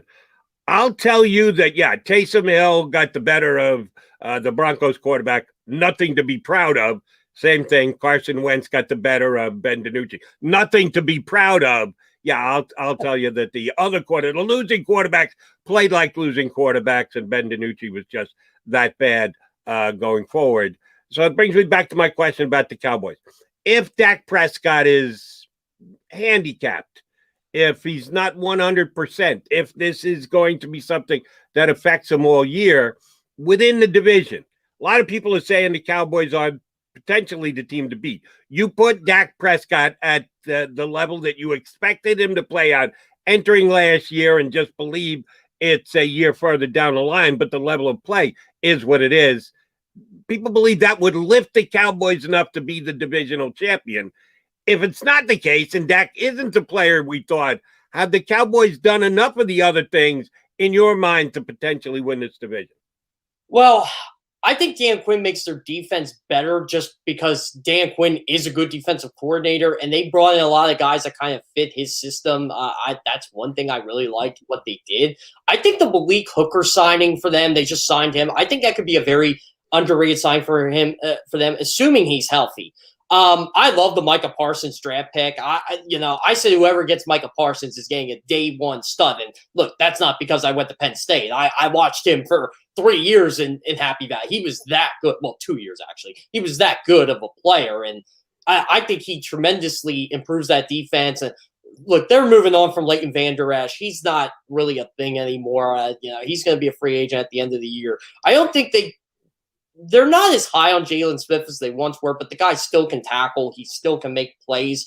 I'm a little concerned about their pass rush. I know it's, the whole Alden Smith thing was interesting. And, Randy Gregory seems to be a guy they still, for some reason, believe in down there. I don't get it. But, yeah, there's a lot of holes on that defense for sure. But I kind of look at Dallas like I look at Washington. If Washington can be a top 15 offense, which I think they can win the division. If Dallas can become a top 15 defense, I think they win the division. I just think it's just a massive hole for them. I'm not really sure about their offensive line. There are a couple guys on that team that are starting to get of age. And, Tyron Smith's one of those guys. And Zach Martin's still really good. I don't think he's the all-pro level anymore, but he's still a really good player. Lael Collins he's a solid right tackle. I don't think he's as good as he once was. He could prove me wrong this year. But overall, the key to the Dallas Cowboys is Ezekiel Elliott. You have to get the 2016 to 2018 version of him, not the version they've had the last 2 years. If Zeke can be that early version of Zeke, I think they're going to be very dangerous. What happened to Vander Esch? Because I see enough Cowboy games. I don't see every snap of every single game. You probably see more than I do, but he was one of the better young linebackers. And I'm talking about after the draft because some people talked him up a blue streak prior to the draft. I thought a little overboard, but whatever. He made some plays for the Cowboys in the early stages of his career. I know he had a couple injuries and missed some time, but it seems like his game has dropped off a cliff. Why is that the case? A lot of injuries. Obviously, Jody, the neck injury was a big thing, but he really over pursues a defender. And I think offensive coordinators really started to notice that. I was noticing that toward the end of his rookie year and in year two, like, wow, this guy is really aggressive. Like, he just goes after whoever has the football and kind of forgets about everything else. And it really hurts him in coverage. And I think that's really harmed the Cowboys because a lot of teams like to pick on him and throw his way. I still thought he was a good player, but I don't think he's worth what he thinks he's worth. And I think, this is a real prove-it year for him. He's not coming back to Dallas, obviously. Micah Parsons there. But Micah Parsons just does so much that he can't do. And that's what concerns me about Leighton Vander. He kind of reminds me now he's more – remember Zach Brown from Washington? He played for the Eagles a little bit. Oh, yeah. That's kind of how he is. Like, he just goes 110% at whoever the ball carrier is and kind of forgets about everything else. He likes the stat pad. And Zach Brown, major disappointment here in Philadelphia. I didn't think it was a bad signing when they signed him, and he came in and showed absolutely nothing for the Eagles. You referenced the Washington football team. They're very dichotomy between Washington and Dallas. Dallas has a ton of offensive weapons. Is their defense going to be good enough to keep them in games? Last year, the answer was not enough. They're one of the worst defenses in football. Washington, basically the exact opposite. One of the most talented rosters defensively in the National Football League. Can their offense generate enough points to make them an above 500 team? Wasn't last year, but it was good enough to win the division. So fly a championship banner, fly a championship banner. I don't know that we talk all that much on the show, so it's good to be able to get your perspective as a guy who covers the entire league. The Washington offense, as you said with Johnny Mack earlier, some off-the-field issues already with the Washington football team, but on the field, once they get there, they'll be led by Ryan Fitzpatrick, who we've seen this song and dance before. He comes in, he upgrades the offense a little, he plays great, then he plays lousy, then everyone's looking as to who's going to be the next quarterback and the like. How's it going to work this year with Ryan Fitzpatrick in D.C.? Well, they're really banking on him to play all 16 games. I mean, he doesn't have to be this superhero like he was with the Dolphins when he came for Tua last year, or even how he was early in the season. But he just has to be a good game manager who can throw the football downfield and get to the playmakers at his disposal. And one thing I always liked about Ryan Fitzpatrick, you can have a bad offensive line with Ryan Fitzpatrick. He does take risks, but he does get rid of the football quick. And I think that's what helps him in the long run. But overall, this is what scares me about Ryan Fitzpatrick. He is really, really old. He's 39. And I know Tom Brady kind of sheds the label of quarterbacks here, but Ryan Fitzpatrick is not Tom Brady. He does have a cam for an arm. He makes a lot of questionable decisions. I think what Washington needs to do is kind of, I want to say, lighten up the offense here. Don't take the big shots downfield with him. Kind of do the short, quick passes, with Terry McLaurin, who is really good at that. Curtis Samuel, whenever he gets healthy, I think he really helps them. And then you got a guy like Damien Brown from North Carolina, their third-round pick. That could be the guy you take the deep shots for. Logan Thomas is a really good pass-catching tight. He came out of nowhere last year, and now he got a nice contract extension. I think bringing back Brandon Scherf is really good for Sharif is really good for Washington, even though he was franchise tag. I think that was key for their offensive line. Getting rid of Morgan Moses, I'm still not crazy about that, but his play has declined over the last couple years. So overall, I think Washington's offensive line is a little suspect. I'm not sold on them. I will say that. I think they have a lot of their questions on offense, but the controversy is the vaccine. And when you have a head coach who is pleading for his players to get because he's immune deficient, and how angry he is that there is a division, and he pretty much admitted there is a division in his locker room. And I don't need to name names, but I will. Montez Sweat, because he has come out and pretty much said he's not informed on it. That was 2 months ago. So maybe things have changed. But if you're not going to play for your coach now, who could die from this, what's going to happen when you actually have to go to war for him on the football field? That's what I'm concerned about, that football team. You did a really nice recap and gave us some insights to the Redskins' overall offense for this upcoming season. You didn't touch on the running back position. And I know Antonio Gibson had a pretty good year last year. I would even say a surprising year. I liked him coming into the year, but he was better than I thought he was going to be. I thought it was out of necessity more than anything else because their passing game wasn't all that great that they said, hey, 3 yards in a cloud of dust. We'll see if we can hold on to the football. And that gave Antonio Gibson the chance to shine. Do you think he takes a step forward, stays the same, could potentially go backwards? What do you think about the Skins running it? Excuse me. I'm sorry. Hold on. I have to apologize. I called them the Skins. The Washington football team's running game. I'm sorry. I'm going to be doing this 10 years from now. I'm still going to be calling them the Skins. I've only screwed up that once, and I'm like, man, I got to get this. I'm a national NFL guy. I got to get this right. And I love writing about the football team, by the way. But in my opinion, Antonio Gibson is a stud. And I really liked him coming out of Memphis. I was curious to see when they drafted him what they were going to do with Adrian Peterson. Well, they didn't even give Adrian Peterson the chance to win that job. They got him. They just said, look, we like this kid. And they kind of easily groomed him in. And I thought he did exceptionally well for a guy who didn't have any preseason games or anything like that. He was a fresh face to that offense. And I think now that you have more weapons in the passing game and the guy who reads his blockers really well, that's one thing I love about Antonio Gibson. He'll take his 4 yards and live with it. And he is prone to make the big plays. My worry about him is, can he get better in the passing game? Is he going to take those third down reps from a guy like J.D. McKissic, who had 70 catches last year. A little fun fact about him.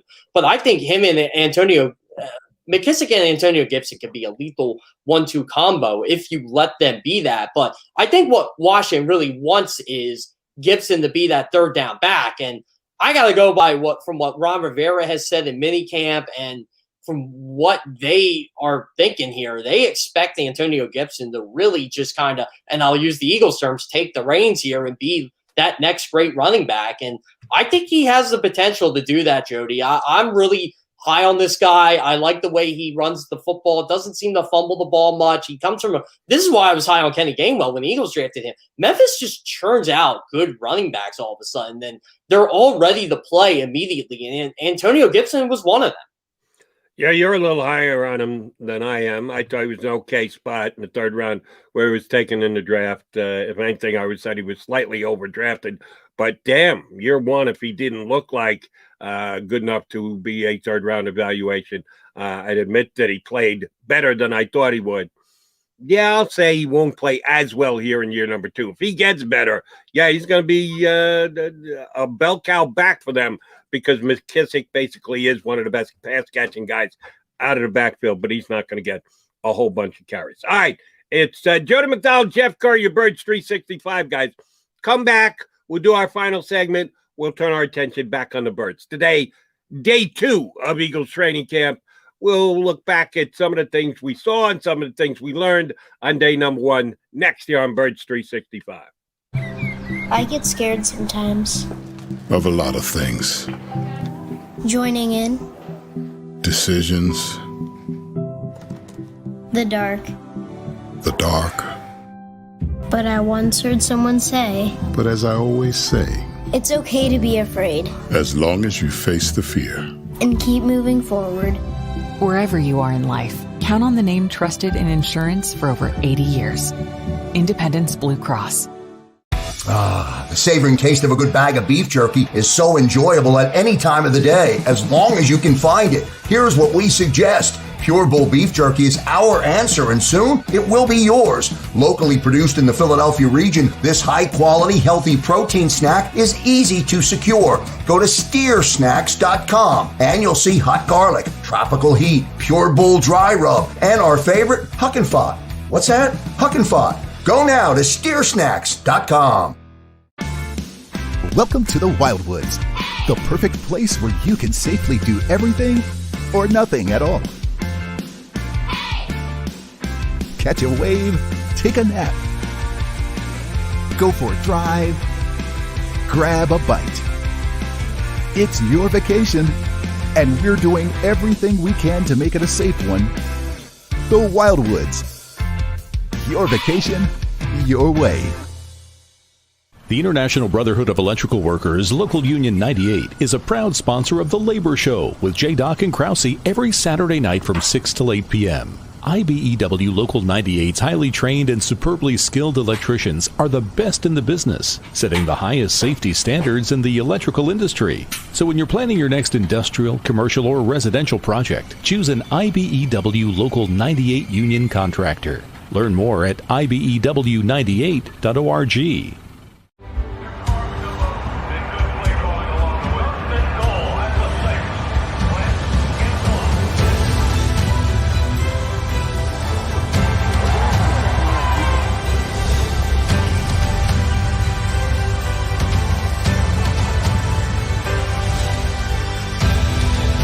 Field of life, First Trust Bank is there for you.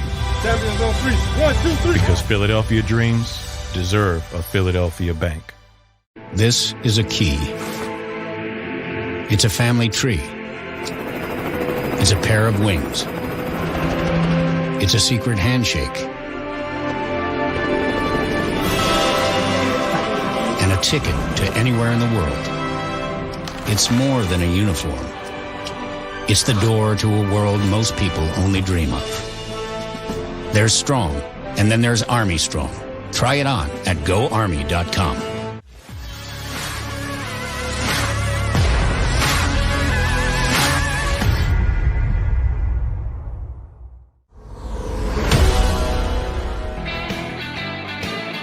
appreciate you tuning in for Birds 365, your All Eagles All the Time channel, at least there on Birds 365.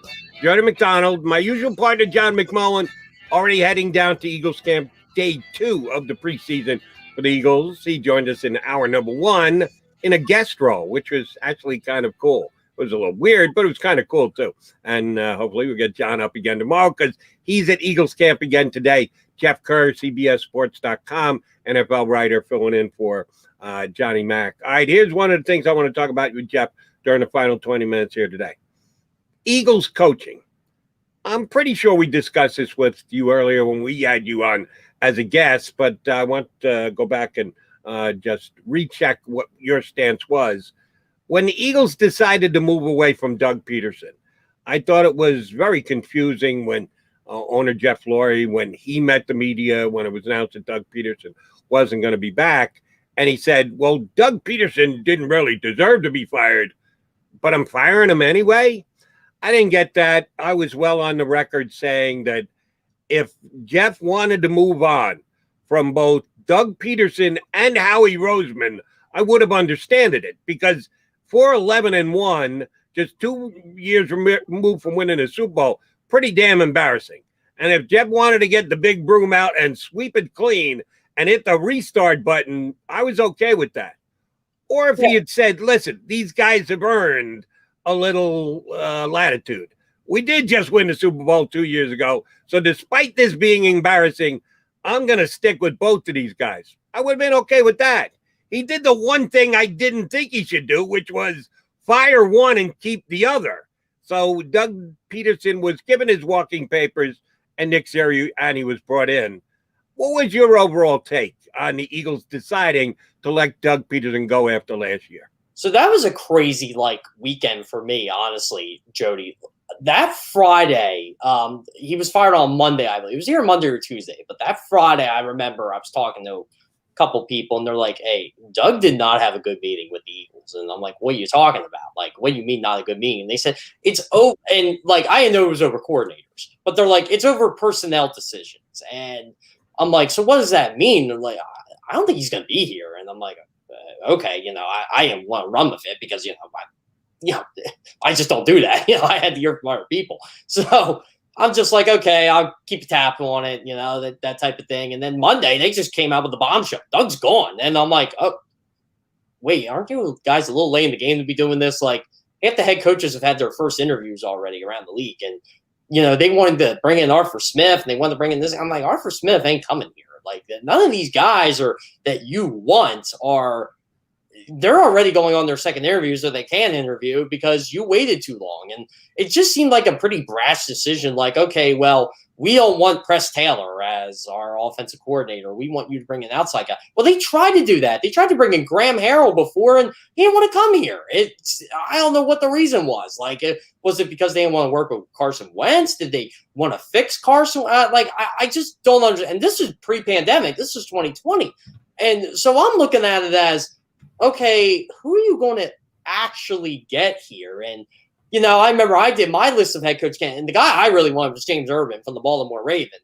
I thought he did wonders with Lamar Jackson, just, overall, just how they run that offense. I thought it was really creative, and I thought the Ravens were a very innovative team with what they were doing. And, I was all in the James Urban. They didn't even give him an interview pretty much. I remember he interviewed for the Eagles offensive coordinator job, then the Ravens pulled it back. I thought maybe a head coaching job would be something to spice up the pie.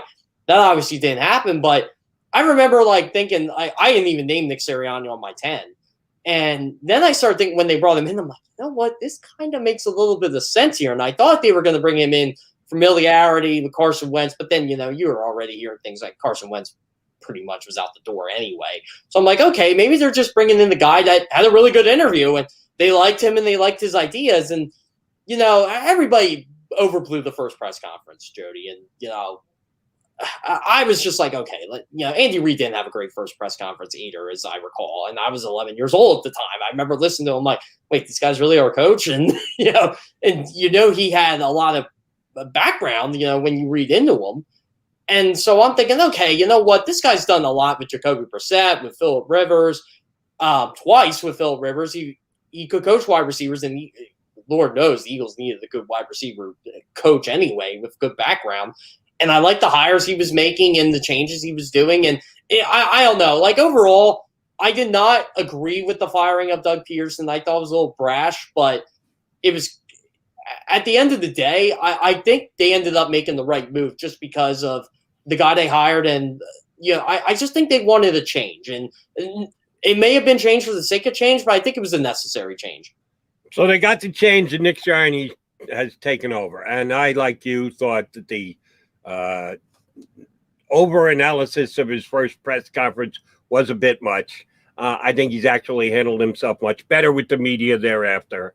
We got a chance to see him run a practice yesterday. Very limited viewing by the media of what the Eagles had as far as off-season workout goes, which, oh, by the way, you can't really do much in off-season workouts as per the collective bargaining agreement, so it was more fun competitions and team building than anything else. We got a chance to see him, and he's a hands-on coach. I like that about him, that he's young enough, he's still in touch with the players enough that he's going to get out there and interact with the players, not just stand on the sidelines with a whistle and then break down film thereafter and have meetings on it. No, I like his hands-on approach. I like his enthusiasm. But the one thing that is actually rubbing me the wrong way about the coach right now, even though overall I consider myself a fan in comparison to what most of the other Philadelphia media members look at Nick Sirianni as, this obsession with not naming his starting quarterback. That does bother me. And I know that it's a unique situation here. Jalen Hurts was a rookie quarterback last year who got inserted for several games after Carson Wentz stunk the joint out and lost his job. It wasn't so much taken from him as he just flat out lost it himself. And you had the mixed results of Jalen Hurts last year, some very good things, some very questionable things. So he comes into this season, yes, as a guy who's got to earn his spot, but Joe Flacco, Nick Mullins, come on. We know that Jalen Hurts is going to be the starter of this team, yet the coach again yesterday just wouldn't go there. He would say, he's taking reps with the ones because, man, he worked his tail off during this offseason. But he wouldn't come out and say he's the starting quarterback. He went so far yesterday as saying, well, we play Atlanta week number 1, so we have to figure it out between now and then. Really, Doug? You're going to wait till the week of the first game before you say Jalen Hurts is my quarterback? Did I call him Doug? I meant Nick. My bad. Really, Coach Sirianni, you really going to wait till that last week? Why do you think all this is? Why do you think he is as staunch as he is at this? I get the whole competition thing, and he wants the players to believe it, even if they roll their eyes as he says it. Is it that simple that he's got this mantra about competition, that he's got to defend it, and the quarterback position is the main place that he's going to try and plant that flag? Yeah, because, look, it's the same way with the right tackle position. Is Jack Driscoll really going to be your starting right tackle? No, it's Lane Johnson. I just think it's part of, I think that's why he kind of ditched the competition thing, even though he's big on that. And now it's attack. We're going to attack the day. We're going to attack rehab. We're going to attack rest. And I think that's why he kind of shifted to that, because I think in his heart of hearts, he knows Jalen Hurts is his starter. And I think every first-year head coach does this. It's not Nick Sirianni. It's David Culley. It's Arthur Smith. Everybody knows Matt Ryan is the Falcons starting quarterback, but Arthur Smith won't even name him as the starting quarterback, because I think it's more, I'm the new guy. There's a reason why I'm here, because you guys weren't good enough last year, and all that stuff. Nick Sirianni is treating Jalen Hurts like he's the starting quarterback. He's saying everything but that. It just stinks, as a media member, because you want him to confirm that, and you got to waste a precious question on that, which, again, I don't even think I'd waste my time on it. I would just ask something of another variety and hope But remember Doug did that too? With Sam Bradford the first year. Everybody knew Sam was the starter. And really the only thing he confirmed was, well, Carson Wentz is going to be the 3. And we're like, oh, all right. So who's your starter, Doug? Is it Chase Daniel? Is it Sam Bradford? I'm not going to divulge that information. And, pretty much what he said. And then all of a sudden, 2 weeks in, yeah, Sam Bradford's my starting quarterback. Yeah. Oh, by the way, Carson Wentz was the 3. And then he went right to the 1. as soon as Sam Bradford was out of town and headed to Minnesota, which I thought was pretty darn amazing. Since you brought up Carson Wentz, yesterday in Indianapolis, there for his practice as well, Carson Wentz said, when asked about whether he's been vaccinated or not, I choose not to discuss that. I think it's a personal choice, which is perfectly fine because it's true. It is a personal choice. But Carson Wentz is attempting to grab a hold of that locker, whereas Nick Sirianni and Howie Roseman both said yesterday, grab the reins of the Indianapolis Colts. I'm guessing their coaching staff is not going to be as concealing of things as Nick Sirianni is here. They'll go ahead and just name Carson Wentz the starter, but he's got to win the room. He's got to win over all his teammates since he's just gotten there. Do you think that handicaps him at all? I didn't see the exact Colt numbers. He's probably got some guys who are thankful that he said that because they're choosing not to get vaccinated as well. But there are a whole bunch of guys that have been vaccinated, certainly more than 50%. We know every team in the NFL is more than 50%. So if you're going by the majority, he's playing against the majority in just this one little area of vaccinations. Is that what he should be doing as the new leader of the Colts? I think someone on the Colts PR team should have said, hey, did you hear what Dak Prescott said like 4 days ago? HIPAA? Like, come on, Carson, do you really need that? You know, you're trying to prove yourself here. And I will say this, a lot of Colts players like him. DeForest Buckner is a big fan of Carson Wentz. T.Y. Hilton, same thing. Like, a lot of these guys love that Carson Wentz is there. And, you know, again, it's early. But I liked what I've been hearing so far about him. But I just thought that was something Carson Wentz probably should have. And look, there's a wristband on there that tells you red or yellow if you're vaccinated or not. And I did not get to catch which one he was wearing, but players have to wear that. And I don't know. I just think Carson could have handled it better. I thought Jalen Hurts handled it way better than Carson Wentz did. Absolutely. Yep, I'm vaccinated. You know, and everybody goes, well, why is this a point of topic? Well, it's a point of topic because if the Indianapolis Colts lose a game in September and October because Carson Wentz got COVID and he's not vaccinated, yeah, you're going to be mad. So, yes, it is a topic, and it's something that's going to be talked about early in camp. So, yeah, I just don't like how Carson handled it, and I got to read the entire Colts transcript of that news conference because that's something I got to do when we're done here today because I really want to hear everything Carson said yesterday. But from what it looked like, outside of that, like, Carson Wentz had a pretty good first day in Indianapolis, and, you know, I just think we'd like to talk about, you know, the one thing that's going to be news, and that's where Carson Wentz is vaccinated or not. And it's a real shame that he put himself in that situation. And, you know, hopefully Indianapolis media is a little lighter than Philly media. I know Carson Wentz's wife loves the Midwest, and he's a Midwestern guy himself, so maybe he likes that easygoing lifestyle a bit. But I'll tell you what, Stephen Holder, the really good Colts beat writer from The Athletic, he grilled Carson Wentz pretty good yesterday after that. I was going to say, I know some guys from Indianapolis, some of the Colts reporters. They're not wallflowers. They'll ask the tough questions, and they'll get to what needs to be gotten to.